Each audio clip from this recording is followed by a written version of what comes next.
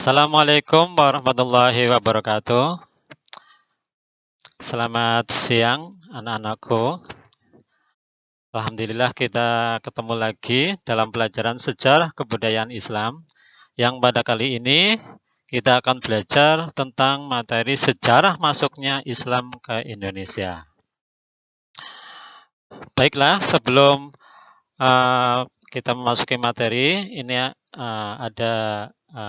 saya akan ungkapkan secara garis besarnya materi yang akan kita pelajari pada kesempatan kali ini. Yang pertama nanti kita akan belajar tentang sejarah masuknya Islam ke Indonesia.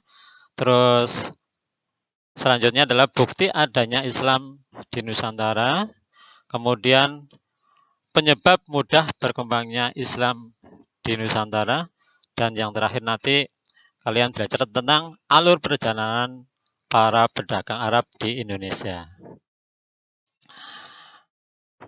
Marilah kita memasuki materi yang pertama, yaitu secara garis besar penyebaran Islam ke Indonesia itu melalui apa saja. Secara garis besar penyebaran Islam ke Indonesia itu yang pertama adalah melalui perdagangan. Sejak abad ke-7 Masehi sampai 16 Masehi, pedagang Muslim dari Arab, Persia, dan India yang datang ke Indonesia telah ikut andil bagian dalam kegiatan perdagangan sembari menyebarkan agama Islam. Jadi mereka berdagang ke Indonesia itu tidak sekedar berdagang, tapi mereka punya semangat untuk menyebarkan agamanya. Itu yang kedua. Terus yang kedua adalah melalui perkawinan ya, atau pernikahan ya. Para saudagar Muslim yang masuk ke Indonesia itu banyak yang menikah dengan warga lokal.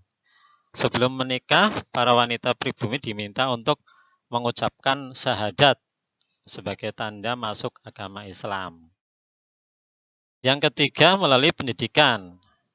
Penyebaran Islam melalui pendidikan ini dilakukan setelah terbentuknya masyarakat Muslim pribumi. Ya. Pendidikan dilakukan oleh guru agama, kiai, serta ulama. Yang keempat adalah tasawuf. Ya. Penyebaran Islam ke Indonesia melalui tasawuf, yaitu salah satu doktrin atau ajaran Islam untuk mendekatkan diri kepada Allah Subhanahu wa taala. Ajaran ini memudahkan orang yang telah mempunyai dasar ketuhanan untuk mengerti dan menerima ajaran Islam. Yang terakhir, yang kelima, yaitu kesenian. Penyebaran agama Islam di Indonesia terlihat pula dalam kesenian Indonesia, seperti peninggalan seni bangunan, seni pahat, seni musik, dan seni sastra. Itulah 5 garis besar penyebaran Islam ke Indonesia ya, melalui cara-cara tersebut. 1 perdagangan, 2 perkawinan, 3 pendidikan, 4 tasawuf, dan 5 kesenian. Yang selanjutnya kita akan membahas tentang jalur masuknya Islam ke Nusantara. Para pedagang Arab yang beragama Islam membawa Islam ke Indonesia pada abad ke-7 itu melalui jalur mana aja. Di sini terdapat 2 jalur, yaitu yang pertama jalur utara, yang kedua adalah jalur selatan.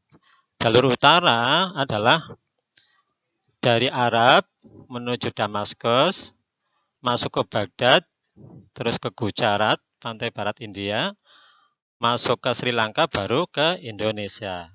Terus yang kedua, jalur selatan, yaitu dengan rute Arab, Mekah dan Madinah, ya, menuju Yaman, terus menuju Gujarat, pantai barat India, terus masuk Sri Lanka, baru sampai ke Indonesia. Jadi perbedaan dari kedua jalur ini adalah kalau jalur utara, ya, dari Arab terus ke Damaskus, tapi kalau jalur selatan itu dari Arab ke Yaman. Itu perbedaannya.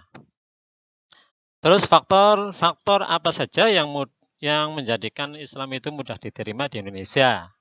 Yang pertama, ya, syarat-syarat masuk agama Islam sangat mudah, yaitu dengan mengucapkan kalimat syahadat. Ya.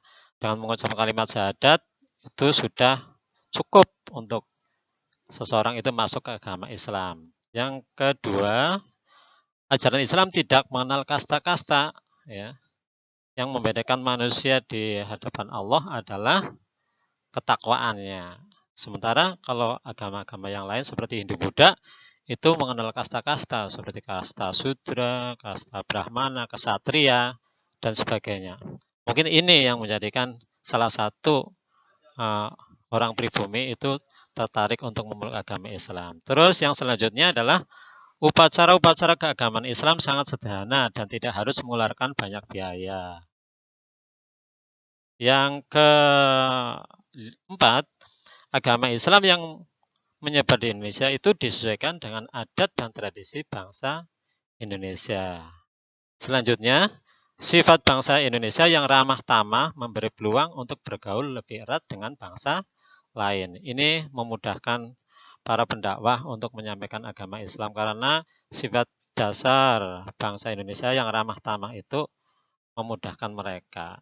Yang selanjutnya adalah runtuhnya kerajaan Majapahit juga ikut memperlancar penyebaran Islam di Indonesia. Terus yang terakhir, teori masuknya Islam ke Indonesia. Yang pertama, itu teori Gujarat. Dalam teori Gujarat ini, teori ini menganggap Islam masuk ke Indonesia melalui para pedagang dari Gujarat yang beragama Islam pada sekitar abad ke-13 Masehi. Ya. Terus yang kedua, teori Persia.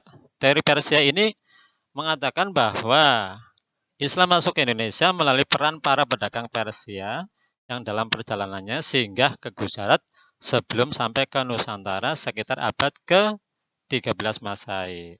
Terus yang ketiga adalah teori Mekah, bahwa Islam masuk ke Indonesia dibawa langsung oleh para pedagang Muslim dari Timur Tengah sekitar abad ke-7 Masehi. Nah, di antara bukti awal masuknya Islam ke Nusantara, yang pertama adalah nisan makam Malik As-Soleh tahun 696 Hijriah atau 1297 Masehi. Terus yang kedua adalah makam Fatimah binti Maimun yang tertanggal wafat pada hari Jumat 7 Rajab 475 Hijriah atau 2 Desember 1082 Masehi di Leran Gresik, Jawa Timur. Mungkin itu saja materi kali ini. Mudah-mudahan ini menjadi pembelajaran bagi kita, bisa bermanfaat bagi kita semua. Kalau ada kesalahan, saya minta maaf. Saya akhiri. Assalamualaikum warahmatullahi wabarakatuh.